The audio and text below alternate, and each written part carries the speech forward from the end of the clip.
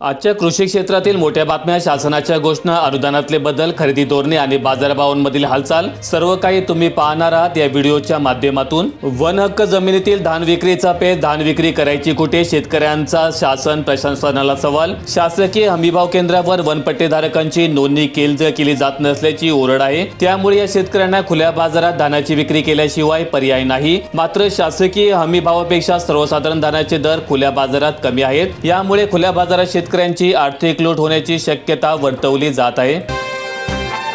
पुणे जिल्ह्यातील खेड तालुक्यात निवडणुकीपूर्वी पैशांचा महापूर, देवदर्शन ते पार्टी, आचारसंहितेच्या आधी लोकशाहीची थट्टाच। निवडणुका जाहीर होण्यापूर्वीच खेड तालुक्यातील राजकीय वातावरण तापलंय। उमेदवारांकडून मतदारांना आकर्षित करण्यासाठी प्रचंड खर्च सुरू झालाय। देवदर्शन, हेलिकॉप्टर टूर्स, पैठणी वाटप आणि बार धाब्यांवर पार्ट्या अशा भरमसाठ प्रलोभनांच्या माध्यमातून मतदारांची खरेदी सुरू आहे।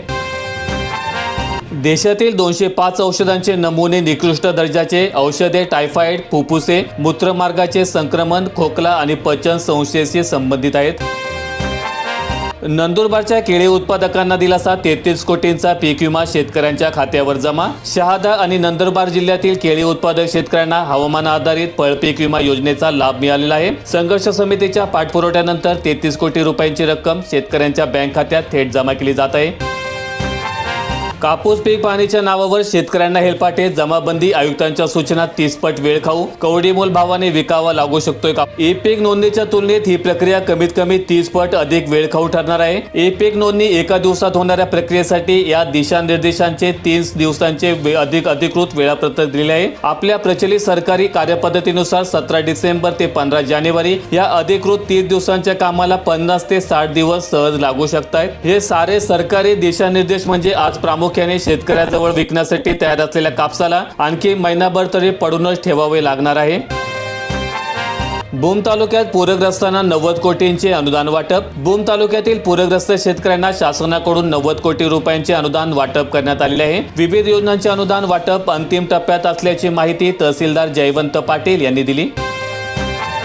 मलकापुरातील सीसीआय कापूस खरेदी केंद्र संशयाच्या भोवऱ्यात, पांढऱ्या सोन्याचा काळा बाजार तर नाही ना? अधिक गंभीर बाब म्हणजे काही ठिकाणी सादर करण्यात येणारे 7/12 उतारे संशयास्पद असल्याची चर्चा आहे। जर हे 7/12 उतारे खरे नसतील तर त्यामध्ये संगणकाद्वारे छेडछाड करून शेती क्षेत्र वाढवून दाखवले जात असेल तर हा प्रकार केवळ दस्तऐवज बनावट करण्यापुरता मर्यादित राहत नाही, तर तो थेट शासनाच्या योजनांवर घाला घालणारा ठरतोय।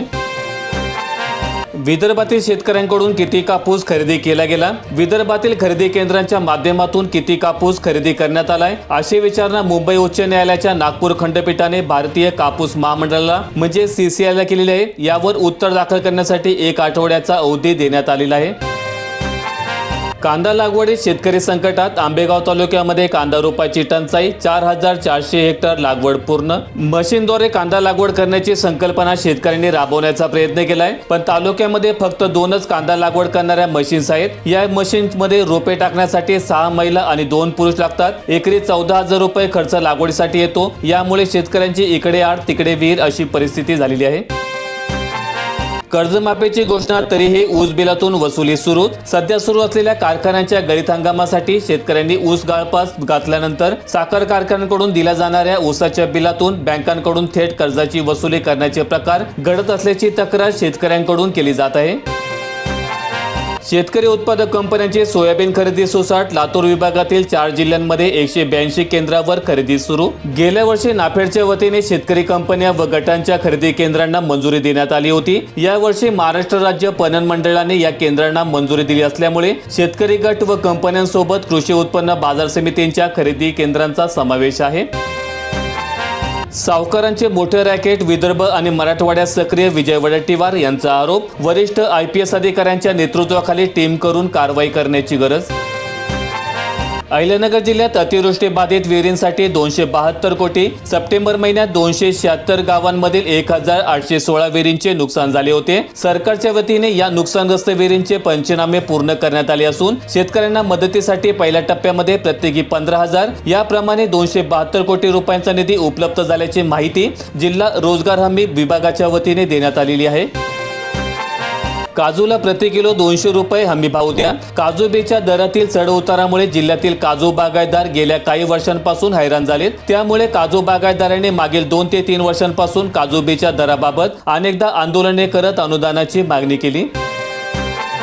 शेतकरी घर बसल्या करू शकतात युरिया बुकिंग, तेलंगणा सरकारची विशेष सुविधा। तेलंगणा सरकारने ऑनलाईन बुकिंग प्रणाली सुरू केली। जमीनधारक शेतकरी तसेच औपचारिक कागदपत्रे नसलेले खंडाने शेती करणारे शेतकरी देखील सरकारच्या ॲप सुविधाद्वारे युरिया खरेदीसाठी बुकिंग करू शकतात। पुणे तापमानात होतोय उणे, राज्यात थंडीचा कडाका आणखीन वाढणार, 4 दिवसांचा हवामान विभागाचा अंदाज समोर आलाय। पुण्यात किमान तापमानात लक्षणीय घट झाली। हवामान विभागाने राज्यभरात थंडीचा कडाका वाढण्याचा 4 दिवसांचा अंदाज जाहीर केलाय।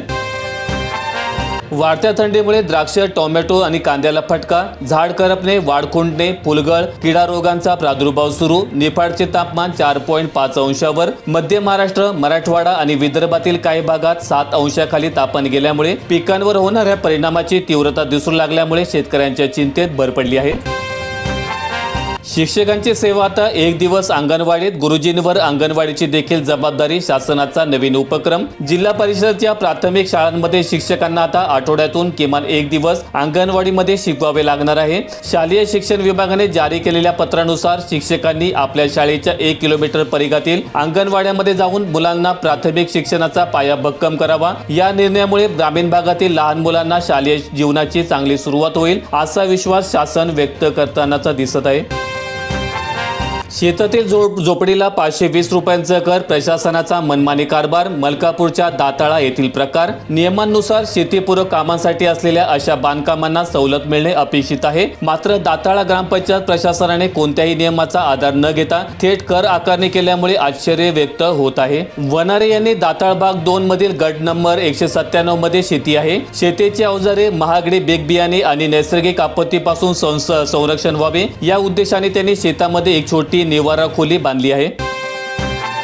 शुभमंगल विवाह योजनेला मिळेनात लाभार्थी, उपवर वधूंचे योजनेकडे पाठ। स्वयंसेवी संस्थांकडून थंड प्रतिसाद। महाराष्ट्र शासनाकडून राबवण्यात येणाऱ्या शुभमंगल विवाह योजनेला लाभार्थीच मिळत नाहीत। शासनाने योजनेसाठी 100 लाभार्थ्यांचे उद्दिष्ट दिले असताना सांगली जिल्ह्यात एकाही लाभार्थ्याची नोंद न झाल्यामुळे योजनेचा उद्देश सफल होत नसल्याचं दिसून येत आहे। शुभमंगल सामूहिक विवाह योजनेसाठी पूर्वी शासनाकडून 10,000 रुपयांची मदत दिली जात होती। फेब्रुवारी 2024 मध्ये ती वाढवून 25,000 करण्यात आली, तरी देखील याकडे ओढा वाढण्याचे प्रमाण 0 आहे। राज्यात थंडीची लाट, राज्यात पुन्हा थंडीचा कडाका वाढण्याची शक्यता। राज्यातील थंडी कायम राहील असा अंदाज हवामान विभागाने वर्तवला आहे। प्रतिकूल हवामान, गुलाबी बोंडअळीचा मोठा फटका। कापूस पीक काढून शेतकरी हरभरा पीक पेरणीकडे वळाले। अतिवृष्टी, पुराने झालेले पिकांचे नुकसान, त्यात आता धोक्यामुळे अधिक ओलावा आणि गुलाबी बोंडअळीच्या प्रादुर्भावाच्या पार्श्वभूमीवर तेलंगणातील अनेक कापूस उत्पादक शेतकऱ्यांनी मोठा निर्णय घेतलेला आहे। व्हिडिओ आवडला असेल तर लाईक ठोका, शेअर करा आणि अशा दैनंदिन शेतकरी बातम्या अपडेट्स मिळवण्यासाठी सबस्क्राईब करून बेल आयकॉनचं बटन दाबा।